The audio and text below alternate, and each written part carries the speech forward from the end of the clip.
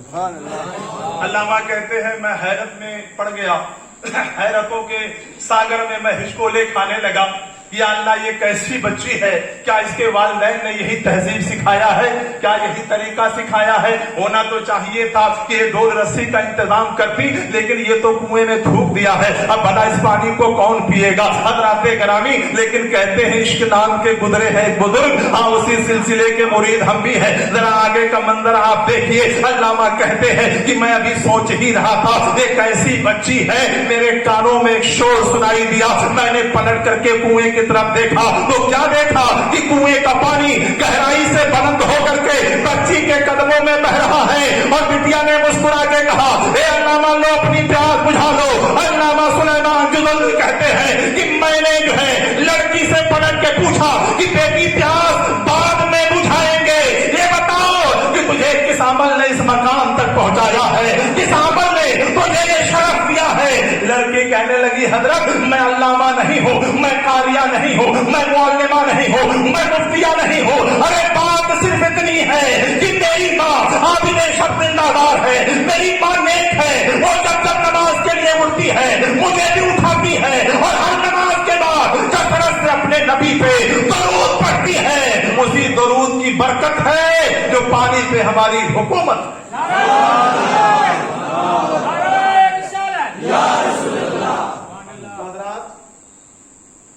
کسی بھی محفل اور مجمع میں جب بھی درود پاک پڑھنے کے لیے کہا جائے تو آقا فرماتے ہیں کہ کنجوس اور بخیل وہ نہیں ہے جس کے پاس بہت ساری دولت ہو اور خرچ نہ کرے، بلکہ کنجوس اور بخیل اسے کہا جائے گا جو کسی محفل میں ہو، کسی مجمع میں ہو اور مجھ پر درود پڑھنے کے لیے کہا جائے اور وہ درود نہ پڑھے. ایک بار اور جی لگا کے درود پاک پڑھیں. سیدنا و شفیعنا مولانا محمد مبارک وسلم صلاۃ و سلام علیک یا حبیبی یا رسول اللہ صلی اللہ علیہ وسلم.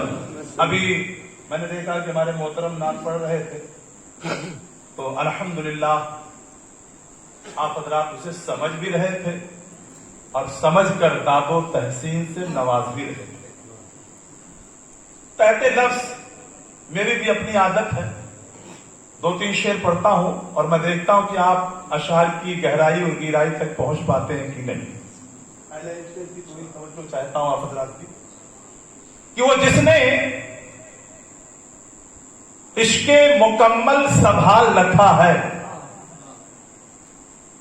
وہ جس نے عشق مکمل سنبھال رکھا ہے، اسی کا نام تو ہم نے بلال رکھا ہے. وہ جس نے عشق مکمل سنبھال رکھا ہے، اسی کا نام تو ہم نے بلال رکھا ہے. اور صحابہ پی لے کمی کچھ نہ ہو پانی میں، نبی نے ہاتھ پہ چشمہ ابال رکھا ہے. صحابہ پی لے کمی کچھ نہ ہو پانی میں، نبی نے ہاتھ سے چشمہ ابال رکھا ہے. اور مقام صحبہ میں کوئی دیکھے معجزہ ان کا، مقام صحبہ میں کوئی دیکھے معجزہ ان کا، علی کے واسطے آقا نے سورج نکال رکھا ہے. بڑا ہی پیارا شعر حضرات کہ ہمارا سینہ اس میں غم حبیب خدا. اگر بات دل کو چھو جائے تو سبحان اللہ کی صدا آنی چاہیے. ہمارا سینہ اس میں غم حبیب خدا، خدا کا شکر ہے گدڑی میں لال رکھا ہے. خدا کا شکر ہے گدڑی میں لال رکھا ہے.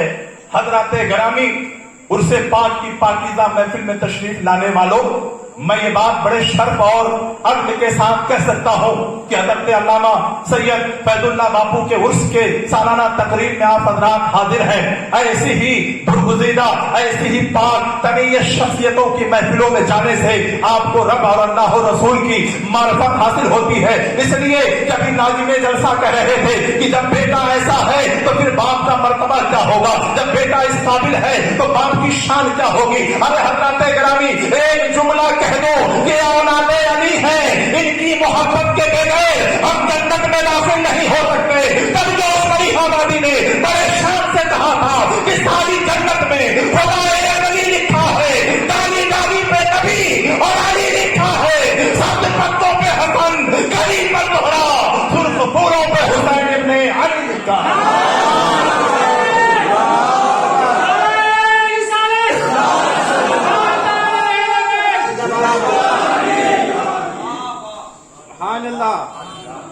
डाली पे नबी और अली लिखा है, शब्द पत्तों पे हसन और कली पर दोहरा, सुर्ख फूलों पे हुसैन इब्ने अली लिखा है। हज़रत गिरामी उर्स की तकरीब में है, मैंने कुरान करीम की जो आयत करीमा पढ़ी है, तर्जमा सुनने बात आगे बढ़ाऊं। कुल्लो नफ्सिन ज़ायक़तुल मौत, हर नफ्स को मौत का जायका चखना है। यह ऐसा जुमला है कि जिसे पढ़ा और गैर पढ़ा दोनों जब सुनते हैं तो मफ़हूम समझ जाते हैं। जैसे इन्ना लिल्लाहि व इन्ना इलैहि राजिऊन का जुमला है, पढ़ा हो तो भी ना पढ़ा हो तो भी वो समझ जाता है। किसी मस्जिद से ऐलान हुआ कि फला साहब का इंतकाल हो गया, तो आलिम और जाहिल दोनों फौरन पढ़ते हैं इन्ना लिल्लाहि व इन्ना इलैहि राजिऊन। ठीक ऐसे ही जब कुल्लो नफ्सिन ज़ायक़तुल मौत की तिलावत होती है तो सामने वाला समझ जाता है कि हर नफ्स को मौत का मजा चखना है। हज़रत गिरामी मौत का जुमला सुन करके, मौत का लफ्ज सुन करके बड़े बड़ों को पसीना आ जाता है। लेकिन फिर मैं वही कहूंगा कि आप औलादे अली हो और अली वालों की बारगाह में बैठे हो, इसलिए अपने अंदर मौत का खौफ मत लाना, बल्कि मौत की आंखों में आंखें डाल करके मौत से मुकाबले की तैयारी करो। तुम दुनिया में मरने के लिए नहीं आए हो, बल्कि मौत को शिकस्त देने के लिए आए हो। इसलिए कि मोमिन मरने के लिए नहीं आया है, बल्कि वो तो हमेशगी की जिंदगी जीने के लिए आया है। मोमिन मरने के लिए नहीं आया है, मोमिन हमेशगी की जिंदगी जीने के लिए आया है। हज़रत गिरामी जुमले पे तवज्जो दीजिएगा और इंशाअल्लाह मैं यही बात साबित करने की कोशिश करूंगा कि जब आम मोमिन मरने के लिए नहीं आता, जब आम रूह वाला मरने के लिए नहीं आता, तो जो लोग साहिब रूहानियत है, जो तकर्रुब इल्लाह की मंजिल पर फाइज है, वो कहां मर सकते हैं? और जब वो मरेंगे नहीं और वो जिंदा है, तब शायर कहता है तो जिंदा है वल्लाह, तो जिंदा है वल्लाह, मेरी चश्मे आलम से छिप जाने वाले। कुल्लो नफ्सिन ज़ायक़तुल मौत, हर नफ्स को मौत का मजा चखना है। अच्छा, ये जायका क्या है, मजा क्या है, समझना चाहेंगे आप? तो ये जायका बड़ा कमजोर है, एक गिलास पानी से खत्म हो जाता है। जैसे अभी बापू हमारे मावा खाए हैं और इन्होंने एक गिलास पानी लिया और कुल्ला कर दिया, तो ईमानदारी से बताओ कि मावा का जायका खत्म हो जाएगा कि नहीं? पानी का मजा मुंह में आ जाएगा। बापू थोड़ा आगे पहुंचे, एक अकीदतमंद मिल गए, कहा हुजूर चाय पी लीजिए।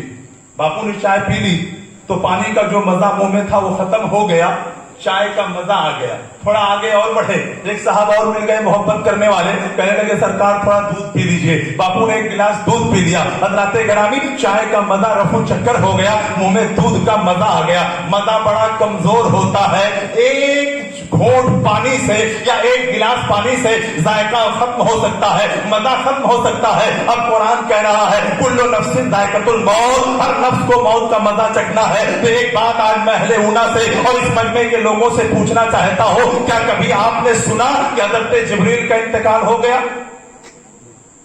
सुना आप लोगों ने कभी? अरे भाई, न सुने हैं न कयामत तक सुनेंगे। न जिब्रील का इंतकाल होगा, न मीकाईल का, न इसराफील का, न इजराइल का, न किसी फरिश्ते का। सवाल ये उठता है कि इनका इंतकाल क्यों नहीं होता? तो सीधा सा जवाब है कि इनके पास नफ्स है ही नहीं। तो जब नफ्स नहीं है तो मौत का मजा चखने का कोई सवाल नहीं होता, मरने का कोई सवाल नहीं होता। वो तो मौत का मजा वो चखेगा जो नफ्स वाला है।